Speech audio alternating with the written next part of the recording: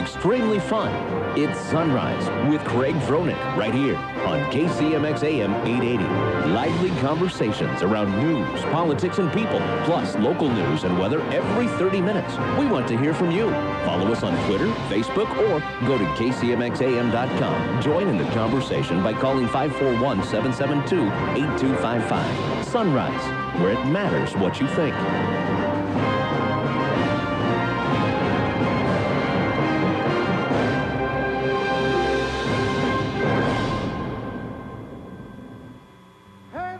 Flies on Friday,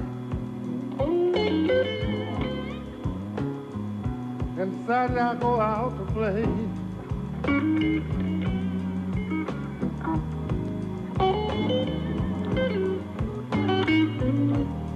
Sunday go to church. Good morning, everybody. 7 minutes after the hour, a little blues. I kind of had a little override of the blues this morning. I'm not blue. It's just this between Stevie Ray Vaughan and B.B. King and this is Albert King. Anyway.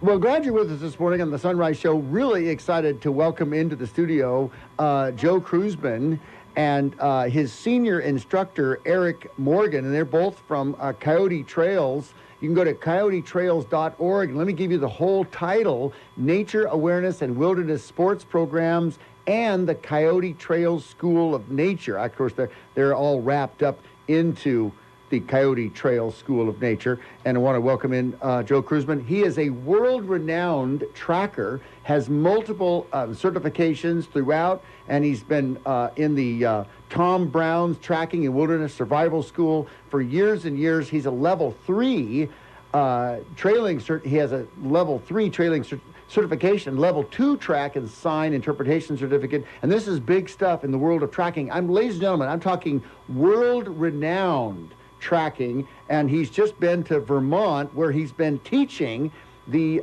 state game wardens up there. So thrilled to welcome in Joe Kreuzman and, of course, senior instructor Eric Morgan. So, Joe, great to have you in. Thanks. It's a pleasure to be here. Yeah, and Eric, thanks for coming in, sir. How are you? I'm doing well. Thanks. Great. So, Joe, you just came back from Vermont, and is tracking animals...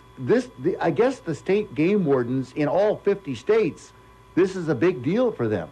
It is a big deal for them. They usually track, poaching. They track poachers. So it's more focused on man tracking for their job. Oh, gotcha. Yeah, and I was telling you about this, Wildlife Images and Lab, the National Forensics Laboratory, lab director Ken Goddard, and they were talking about the poaching around the world and how bad it is. Mm-hmm. And the animals that they're killing, and the poaching is in a horrendous. In fact, he said he was in China doing some research, and he saw 2 squirrels and a bird. And the whole time he was there, that's all the wildlife he saw in about 4 days. And he was out, and that's all he saw was 2 chipmunks and a bird. Interesting. And he said they eat their wildlife. Right. Yeah, and here we are as Americans. We save and put them in zoos and all kinds of things, and they eat. Right. I mean, it's not funny, but it kind of is in a sick sort of way. Sorry about that. Yeah, we just came back from a class in Belize. We took 17 college students down tracking the conservation of jaguars, and the indigenous people down there, they do hunt the wildlife.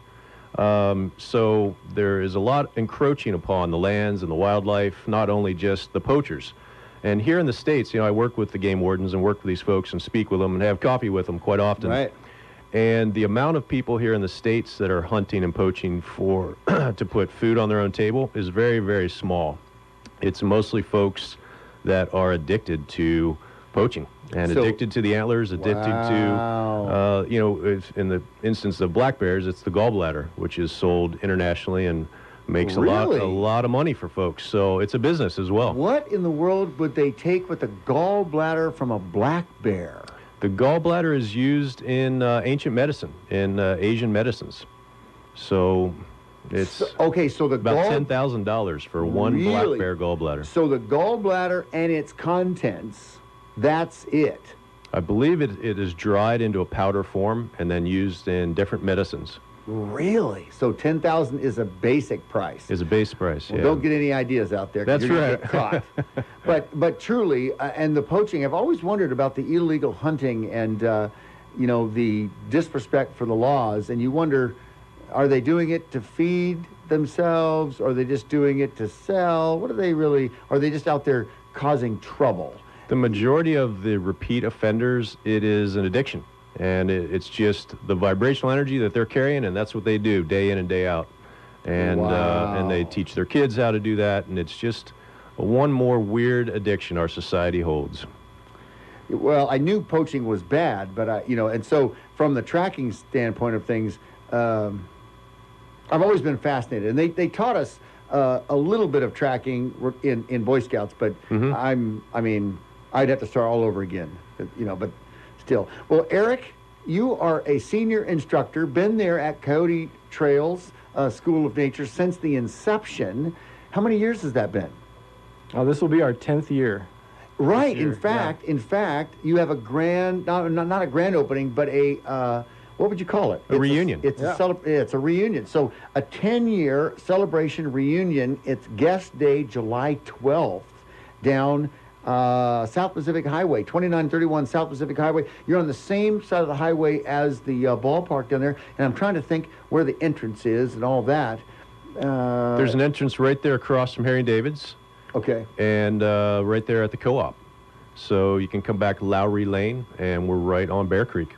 Very good. Very Our good. reunion is going to be held, however, up at our primitive camp, which is 9 miles up Dead Indian Memorial Highway. Oh, gotcha. So okay. we have a wilderness camp up there where we teach our week-long overnight programs, and that's where we'll have all of our different trails of study and different camps set up for the public to come in and just check out what we do and have a lunch with us.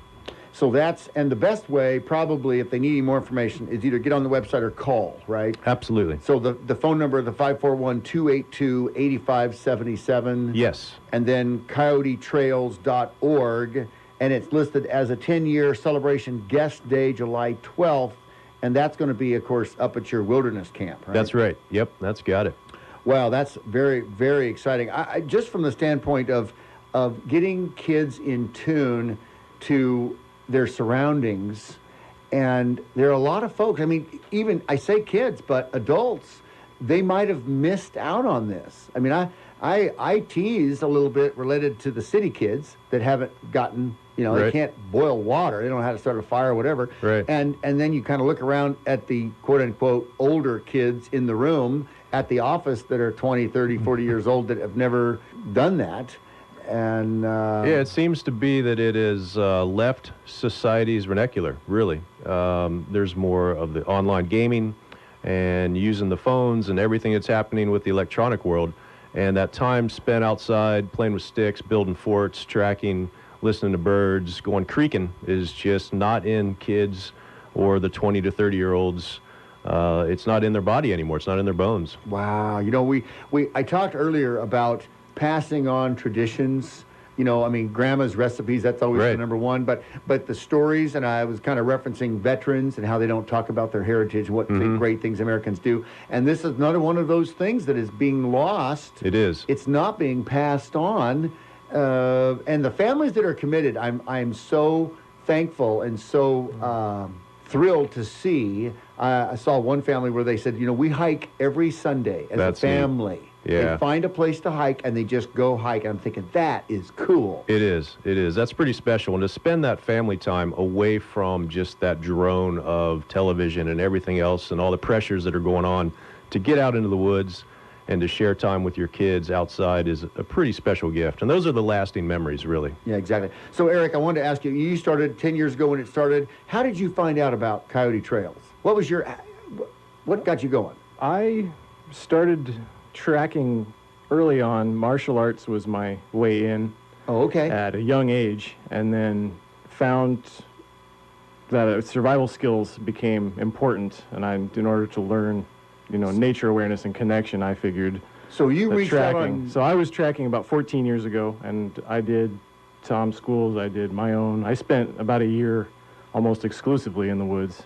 Whoa. I was 26, so I had a lot of time out there, and got the call that Joe was starting the school. Oh, wow. Okay, so And- this was a passion of yours way before the school started. Right. Yeah, it was- gotcha. Yep, lifetime. And came out, met him. We bonded immediately. Yeah. And started the first summer 10 years ago, and then have been developing the curriculum and, working on cultivating the community and the nature connection here in the valley and all over the country. Yeah, Really. that's great. Yeah. Well, I want to talk more about that. I want to talk about the classes that are coming up. And, of course, we want to mention again this 10-year reunion and celebration that the Coyote Trails the Coyote Trails School of Nature is going to be having on the 12th of July up at their wilderness camp up Dead Indian Memorial Road. We'll talk about that some more. We've got a quick little break. So let's do that and come right back. I've got Joe Kreuzman in the studio,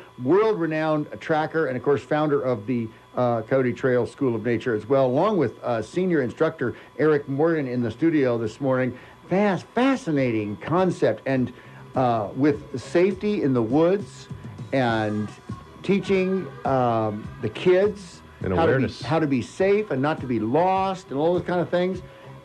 Especially with Mount McLaughlin and that trail coming down and being... Oh, yeah. That's an easy one to get twisted on. Oh, my gosh. So we'll be right back. 18 minutes after the hour, about 70 degrees. Stay with us. You don't want to miss it. Coming up next.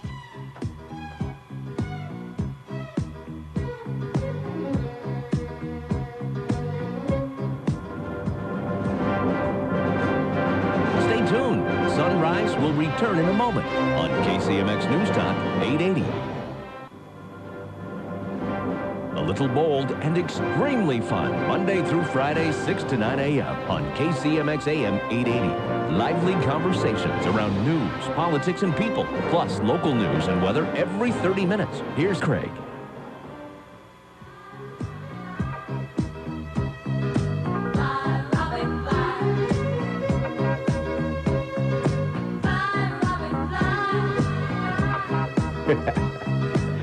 Good morning, everybody. Welcome back. 20 minutes after the hour. 70 degrees already. Going to be 90 today. Nothing like it was yesterday. It was beautiful. It was beautiful, but it was a little...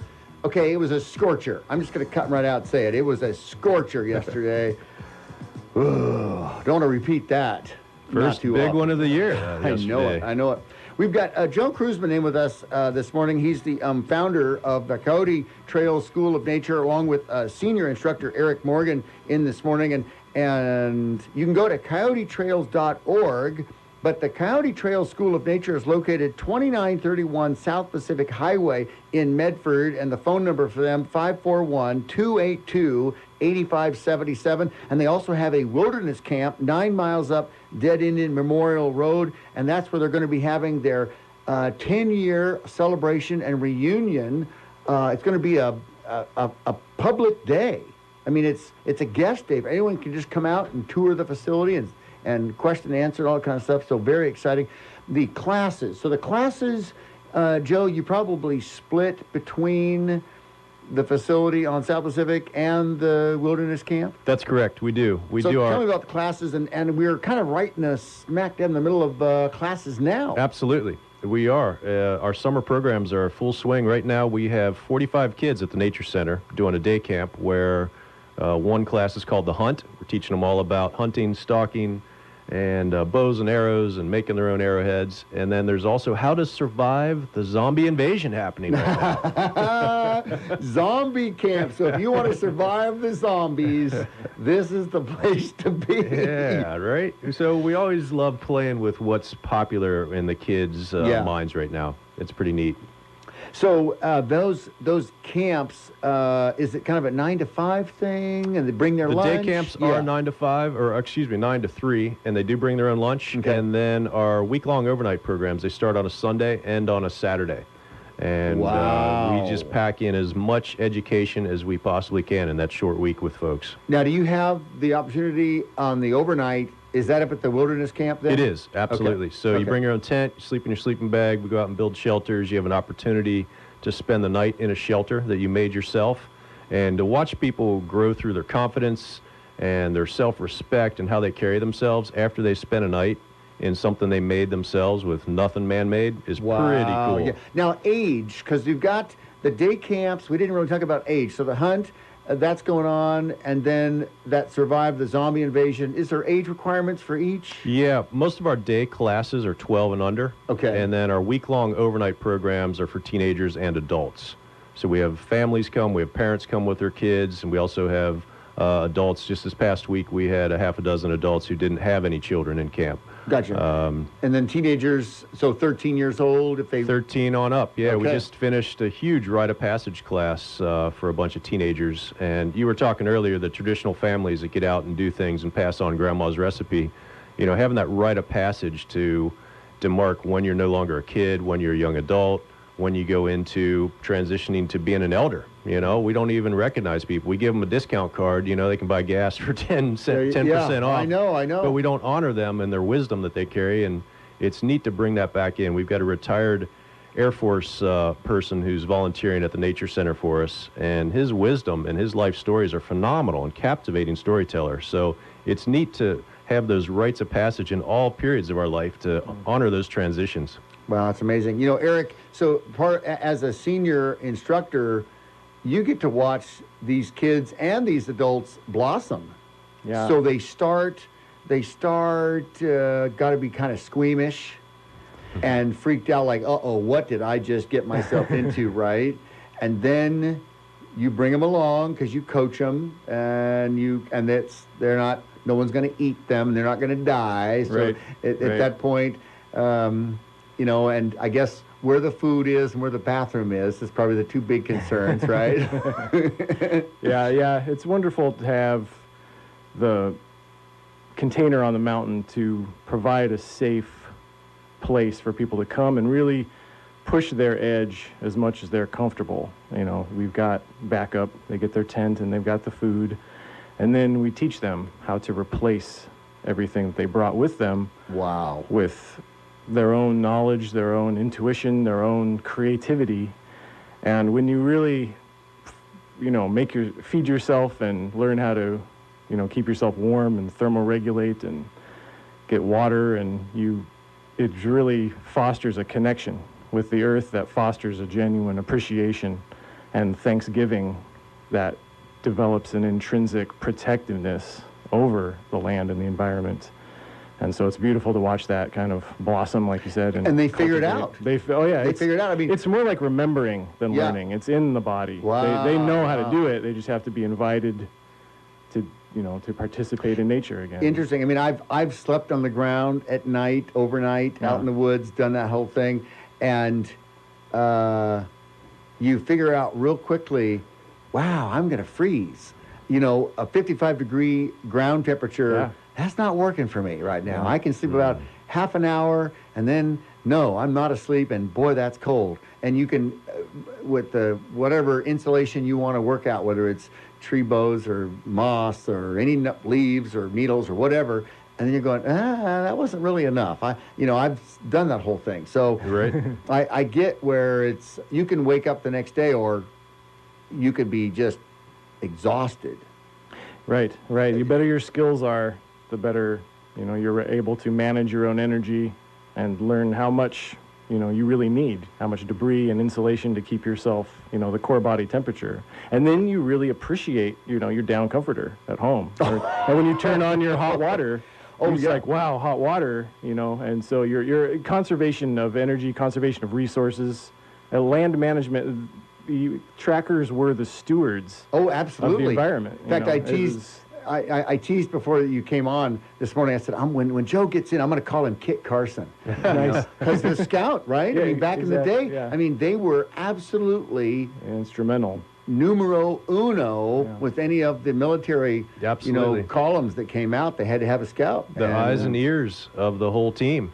And I've always, whenever I read books about that, I always wondered, wow, you know, they must have been just like, I mean, to think Uber about connected, very big connected. time, because of the trail over the mountains and back again, and you're thinking, let's see, they did that, and they didn't get lost, and they didn't send the column of men and women or the wagon trains, you know, without going the wrong place. That's crazy. Yeah. George Drouillard was the scout for Lewis and Clark. You know, we never hear of him, but he was out there 2 days in front of them leaving a deer, you know.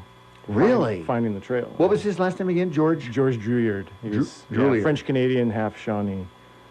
Wow, that's, yeah, I mean, all of that kind of thing. So the next thing is the confidence level of individuals has probably jumps like instant, right? At some point when they obviously, I'm going to call them city slickers, right? But they get initiated and they have to kind of gradually get better and better at what they do. And with your encouragement, Right. they can. It's a long process.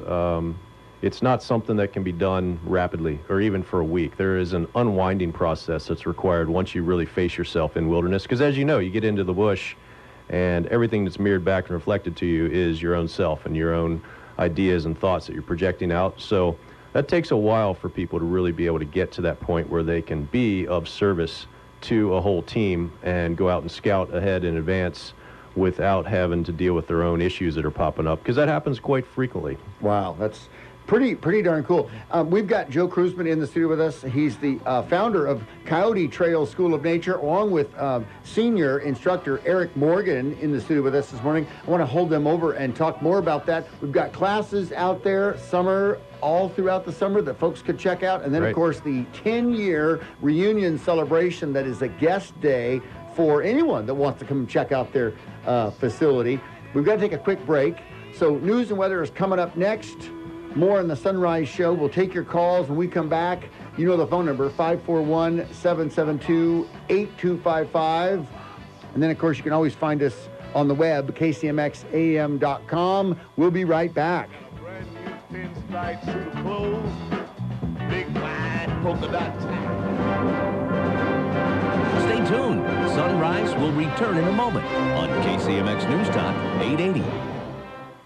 We want to hear from you. Follow us on Twitter, Facebook, or go to kcmxam.com and go to the Talk to Us tab.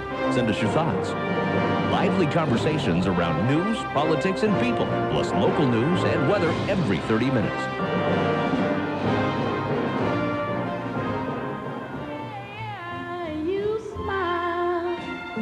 You smile. Oh, and then the spell was cast. Ladies and gentlemen, that's not just anybody. That's Miss Etta James right there. Classic in her own right. 33 minutes after the hour, 71 degrees. It's the Sunrise Show right here on KCMX. Glad you're with us this morning because a real treat. We've been talking to Joe Kreuzman. He's the founder and lead tracker, I'm going to call him that, the world-renowned tracker for the Coyote Schools Trail of Nature. Did I say that right? No, this Coyote Trails School of Nature. There we go. And senior instructor Eric Morgan are in the studio with us this morning and talking about, and you know what, Joe, this is a great story. I love testimonials. And you told me something I want you to repeat about the lady that was in your school, 40 years old. Right. And I don't know where she got the idea to come check out your school, but she was afraid of sleeping in the dark. Afraid of sleeping in the dark. And She's what from happened? Southern California, and had a fear of the dark, fear of sleeping out in the dark, a fear of even in her tent that the boogeyman's going to come or something's going to come and get her. And by the fourth day during our Fox Trail overnight program, she built her own shelter. And that fifth night, she slept out in her shelter and just combated all of those fears, woke up through the breakfast line the next morning. She was completely changed. And she said, you know, I'm no longer afraid of sleeping in the dark. I've worked through that wall. And that's pretty cool. Wow. Now, is this a common practice for you that your campers and your overnighters, they go through this? Yes, it is very common practice. The way the curriculum is designed, it's not just entertaining people. We don't do the dog and pony show. We actually teach people, and we take people on a journey. And we have a short week to do what we do and to help them work through their own personal walls.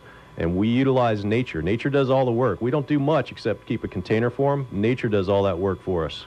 So do you interview them when they come on so you kind of know what's going on when they first get there? Or well, there's an application process. You know, we get their food allergies and those types of things out of the way and all the medical conditions. And then we're trackers, right? We track people. We track how they walk, how they move. I love it. And trackers are the interpreters of the language of the earth. And that is a pretty all-encompassing statement. Yeah, that's a fascinating. I mean, it's just really fascinating, and to see, Joe, what you've done around the world. Thanks, Greg. I'd just love to hang out with you, man. I'd be good. It's like your next big trip to like South Africa or Vermont or whatever. It's just like pack me along, you know. It's a lot of fun. I really love what I do, and with Eric and the whole staff we have, really, really fortunate. It's just a phenomenal group of people we have assembled.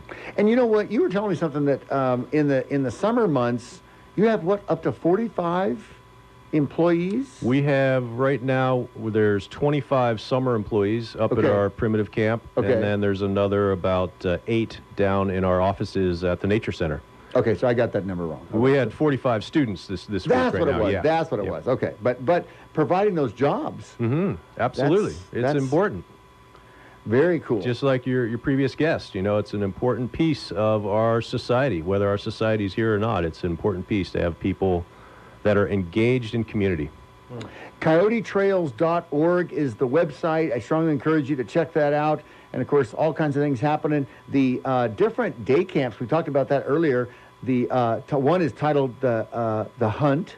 So that's 12 and under. 12 and under. Okay. We've got a Wilderness Navigator class coming up later this month, actually. It's July now, isn't it? Yeah.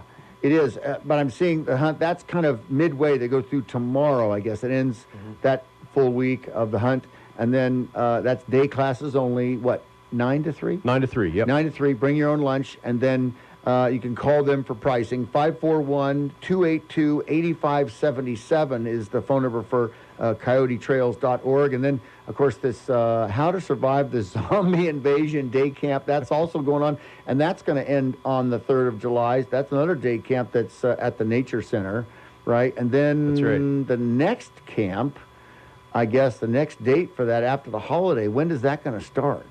That starts the following week after the holiday. The next program will be July 11th, which is our 10-year anniversary.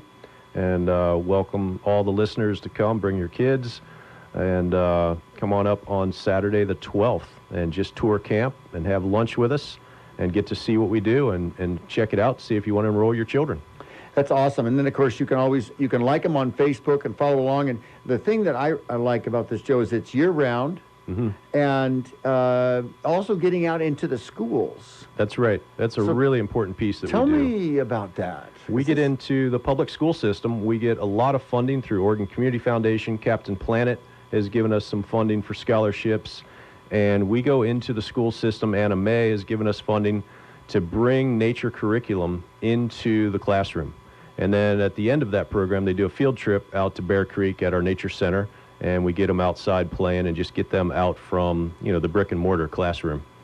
So we follow that too. We have to track this for our grants. So we do pre-surveys and post-surveys, and we document and prove the changes that these students go through when they're outside in the outdoor classroom. And so you actually have a field trip that the bus rolls up, right? That's correct. Very cool. So I would think that all of the teachers and schools, this would be a field trip of all field trips.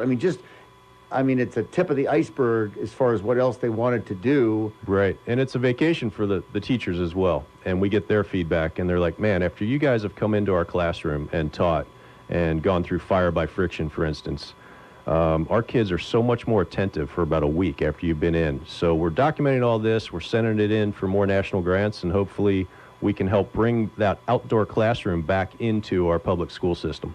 Yeah, because I know that the level of awareness, and we were just talking about, we had topics coming up throughout the week about littering in the woods, you know, cigarette butts, just people just throwing their cigarette butt, and it was kind of a fire safety piece, you know, and then having, I'm watching people in the outdoors just throw their trash on the ground, and I'm just like going, you just put it in your pocket and carry it out with you. You know, and there's so much. And then one of our callers said, yeah, they throw their water bottles out. Of course, it's just, in the poison oak. Right. You know, and what are you going to do? You can't get that, so you have to leave it. But there's so much trash. People will actually back up their pickup trucks and just dump it over the side. You must find a lot of that. You know, a crazy thing is litter breeds. We do a long-term experiment for some of our advanced tracking students where you go out either on the side of the road or on a trailhead, and you leave a couple candy wrappers and a water bottle or two and maybe a McDonald's wrapper.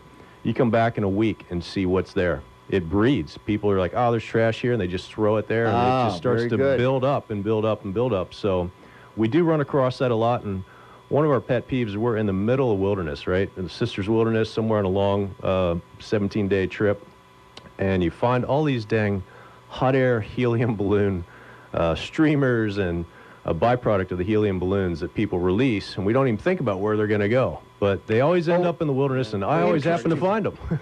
Interesting. So the string and a chunk of the rubber, the mylar sheath or whatever that product is made out of for the balloon ends up just floating on off and landing in way deep back in the bush where you wouldn't think you'd find anything.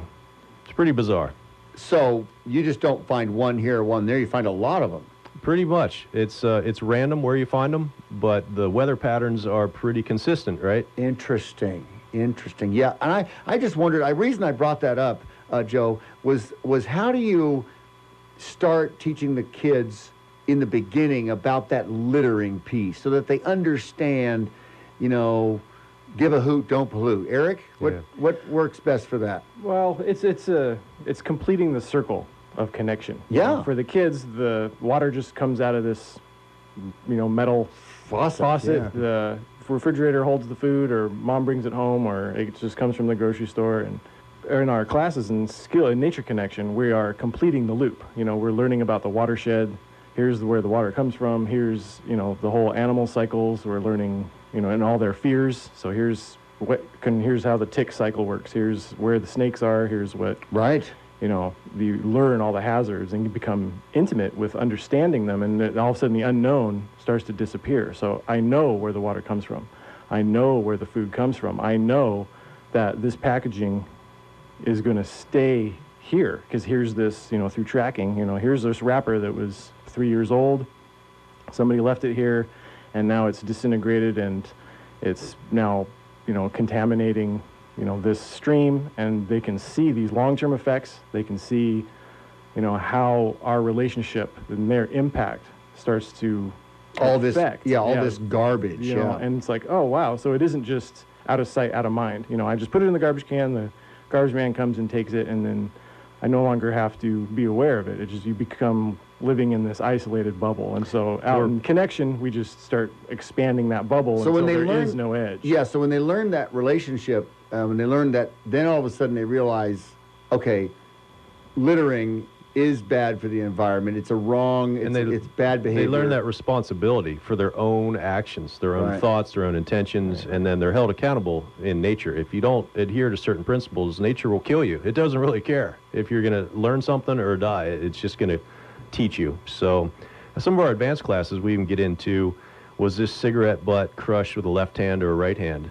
And was this axe cut? Was it someone who had wood skills or didn't have wood skills? Was it a sharp axe or a dull axe? And we get into just really fine detail. I love it. And that's the fun, really. I love that part, yeah. I mean, it was just interesting because, there's so much of that. And it kind of was going around to fire safety and the 4th of July and the folks just leaving their junk everywhere. And I was saying, you're out in the woods, just bring it back. You don't have to just throw stuff out. You pack it in, you pack it out. I was taught with Boy Scouts, the only thing you leave behind is your footprints. Right. And it's powerful when you do that. And so many campsites, so many areas, I'm constantly cleaning up that kind of stuff and putting it away and getting it out of there because it just messes up things. Yeah, and you think about who's going to clean it up. Is the federal government going to come along and clean it up? Is your mom or aunt going to come along and clean it up? It's like personal responsibility is something we need to really take back. Yeah. Wow. Well, we're kind of out of time, but Joe, it's awesome to have you in the studio. And of course, interesting because you're off on another tangent. I mean, your next trip, do you have a next trip planned? Next trip is back to South Africa. Really? And when? It's actually 2016, so that some of our students have time to get enough airfare saved up, and we'll be backtracking in the bush of South Africa. Wow, that's amazing. Eric, you go along? Yeah, I'll be on that trip. Lions on the ground, trailing lions. My goodness, nothing like a lifetime. That is going to be. I mean, and then I guess do you record a lot of that with pictures and that kind of thing? Absolutely, a lot of video, a lot of pictures, and live video. So our trip to Belize, we actually found a jaguar kill site of a puma. They call mountain lions puma down there in Belize, in the Belizean jungles. and we came upon this scene, and through tracking and deductive reasoning, deciphering, and then ultimately measuring the width of the lower jaw canine bite marks, we could determine that it was a jaguar that had killed this older female. So there's always fun mysteries to be solved out in the bush. Wow, that's, yeah, fascinating. Ladies and gentlemen, Joe Kreuzman, and he's the founder for Coyote Trails School of Nature right here in Medford, 2931 South Pacific Highway. The phone number down there, 541-282-8577, and more importantly, the website, coyotetrails.org, along with senior instructor Eric Morgan. And wow, you guys, fascinating stuff, just fascinating. And the camps are going on, so so glad you guys could come in. It's our pleasure. Eric, good to meet you, by golly. And thanks a lot. all right. Appreciate it, Craig. All right, we'll be right back. More on the Sunrise Show. We return. Woo! I'm all giddy. Got to get out in the woods now. All right, right back. You know me. One thing I can tell you is you got to be free. Stay tuned. Sunrise will return in a moment on KCMX News Talk 880.